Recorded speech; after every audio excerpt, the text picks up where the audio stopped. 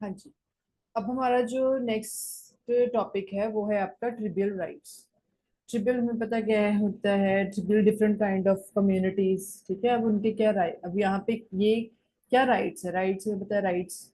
So tribal rights encompass a broad range of legal, social, cultural rights. ऐसे rights which are recognized to protect the interest, identities, well-being of these indigenous and the tribal communities. ऐसे rights हैं वो जो कि इन communities के rights को, उनको protect करना, उनकी आइडेंटिटी बना के रखना और उनकी वेलबींग के लिए। सो ये किस चीज के लिए डिजाइन किए जाते हैं, मतलब इनका ट्रिब्यूट राइट्स का एम क्या है? To ensure that tribal people they can maintain their distinct cultural identities, manage their traditional lands, resources, participate in decisions affecting their life. ठीक है, मतलब उनके पास ये राइट हो। और दूसरी बात, राइट हो ताकि वो जितनी भी उनकी कल्चरल आइडेंटिटीज हैं उनको वो सेव करके रखें, और अपने ट्रेडिशनल लैंड्स को, ट्रेडिशनल जो उनके रिसोर्सेज हैं उनको वो सेव करके रखें, प्रोटेक्ट करके रखें। तो ऐसे डिसीजंस के अंदर वो पार्टिसिपेट कर सकें जो कि डिसीजन उनकी लाइफ को अफेक्ट कर रहे हैं। लेट सपोज आप जिस कम्युनिटी में रहते हो वहां पे कोई ऐसी चीज है जो आपको अफेक्ट कर रही है, लेकिन आप कोई डिसीजन नहीं ले पा रहे क्योंकि आपके पास राइट ही नहीं है। वो राइट सारा, वो अथॉरिटी किसके पास है? वहां की जो भी कम्युनिटी या कोई और कम्युनिटी या कोई भी ऐसी कमिटी है, उनके पास अथॉरिटी है। तो आप राइट के, मतलब आपको राइट ही नहीं है, आप कैसे डिसीजन लोगे?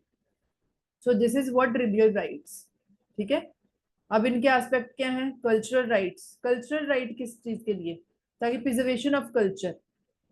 ऐसे राइट्स जो कि आप which are responsible to preserve, practice, promote traditional custom, language, art, religious practices, इनको बचा के रखने के लिए। ठीक है, उनको प्रिजर्व करके रखने के लिए।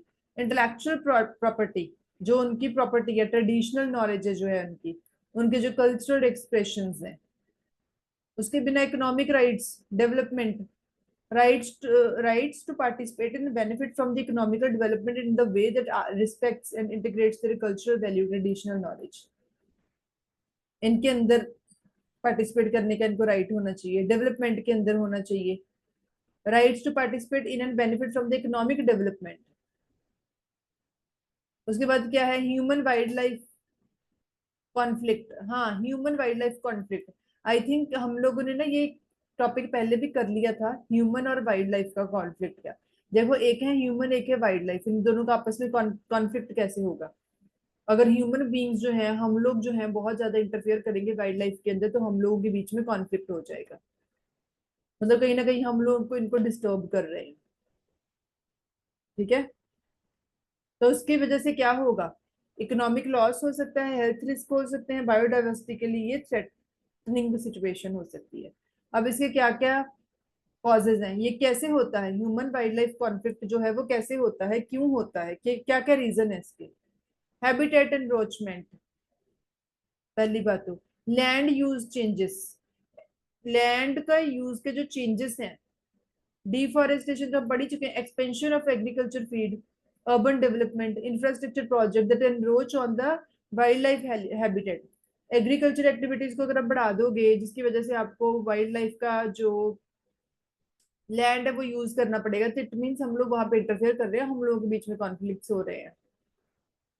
अर्बन डेवलपमेंट बढ़ रही है, ऐसे प्रोजेक्ट्स स्टैब्लिश करना, ऐसे प्रोजेक्ट स्टार्ट करना जो कि वाइल्ड लाइफ के हैबिटेट को डिस्टर्ब करे। ठीक है, इट में encounter between the human and the wild life.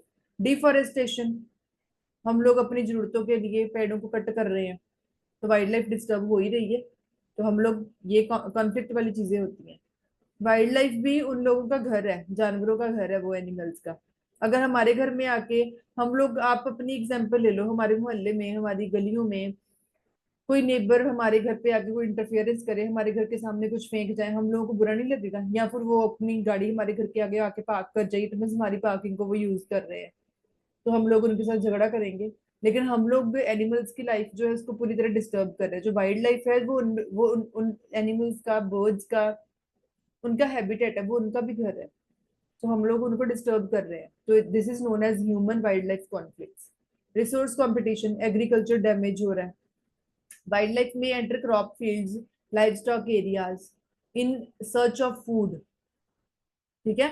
फिर ऐसे भी होता है, देखो कई बार क्या होता है, जब हम लोग डिस्टर्ब कर रहे हैं तो फिर हम देखो हम लोग इंटरफेरेंस कर रहे हैं। एक पहले टाइम में होते थे, जंगल अलग होते थे, हम लोगों के घर अलग होते थे।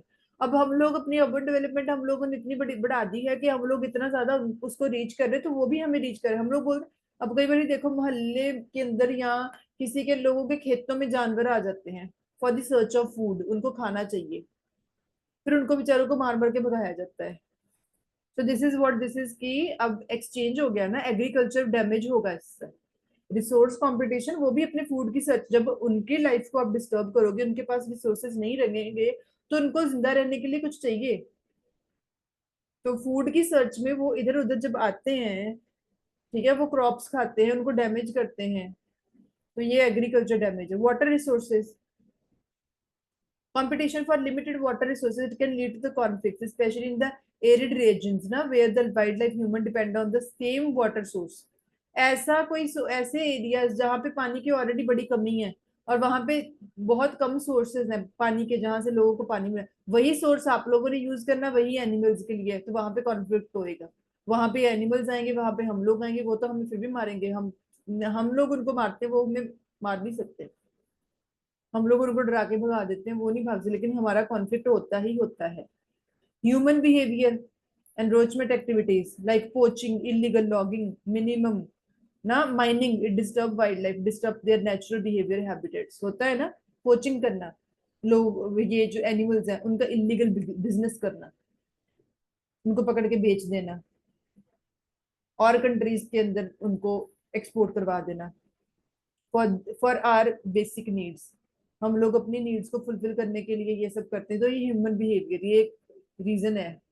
इसके कॉन्सिक्वेंसेस क्या होंगे ह्यूमन वाइल्ड लाइफ कॉन्फ्लिक्ट के? एक तो इकोनॉमिक इम्पैक्ट होगा, क्रॉप डैमेज है, जब एक दूसरे के एरियाज के अंदर इंटरफेरेंस, क्रॉप्स डैमेज हो रही हैं, फसलें खराब हो रही हैं। तो जब फसलें खराब हो रही हैं, लोग बेचेंगे क्या उनको? इकोनॉमिक, तो ये इकोनॉमिकली डैमेज होगा एक तरह का। हेल्थ रिस्क बढ़ जाएंगे, डिसीज ट्रांसमिशन, जब ऐसे एनिमल्स आएंगे, बहुत सारे एनिमल्स, कई बार हो सकता है जब वो इन्फेक्टेड हो, कोई कोई प्रॉब्लम, जैसे रेबीज, रेबीज बड़ा ही एक कॉमन सा माना जाता है डिसीज, जो डॉगीज से जो स्प्रेड होती है, या और भी कोई एनिमल्स हो सकते। तो अगर डिसीज ट्रांसमिशन, आप लोग एक दूसरे के एरिया के अंदर इंटरफेरेंस करोगे, तो डिसीजेस ट्रांसमिट होंगी, हमें उनसे डिसीजेस हो सकती हैं, इंजरी हो सकती है। Direct attacks by wildlife, हम लोग इतनी इंटरफेरेंस करेंगे, आप लोग जाओगे तो वहां के एनिमल्स वो भी डर डर के आपके ऊपर अटैक कर सकते हैं, तो इंजरीज होंगी होंगी। इट कैन ऑल्सो इंजरीज, तो फेटिलिटीज, हो सकता है किसी की डेथ भी हो जाए। ठीक है। तो ये आपका आज के हमारे टॉपिक्स थे, इसके अंदर जितने भी कवर हुए हैं, बाकी आपके डीपली टॉपिक्स हैं काफी सारे, फिर वो हम नेक्स्ट आपके लेक्चर के अंदर करेंगे। ठीक है। आज के चैप्टर के अंदर कोई प्रॉब्लम हो किसी को? आपके जो कमिंग चैप्टर्स है ना, उनके अंदर बहुत इंटरेस्टिंग टॉपिक्स आने वाले हैं, हम लोग वो कवर करेंगे। We have, I think, covered, we have 10 chapters, we have covered 10 chapters, now it's 11th chapter is going on, and coming जो आपके चैप्टर है उनके अंदर ना दो तीन टॉपिक्स बहुत इंटरेस्टिंग आने वाले हैं। ठीक है। और इसके बाद आप लोगों का ये सब्जेक्ट वो होगा, वो कंप्लीट हो जाएगा, then we will be going to start our new subject that is completely based on the practicals. Okay, so वो कंप्यूटर्स के अंदर आपके प्रैक्टिकल्स होंगे। ओके, कोई आज के चैप्टर में कोई प्रॉब्लम, कोई डाउट हो, कोई क्वेरी हो आप लोगों की, यू कैन आस्क। अगर कोई है तो बता दो। Okay dear, thanks for answering. So should I leave the class now? End कर दूं मैं meeting? Okay dear, thank you so much, bye bye, take care.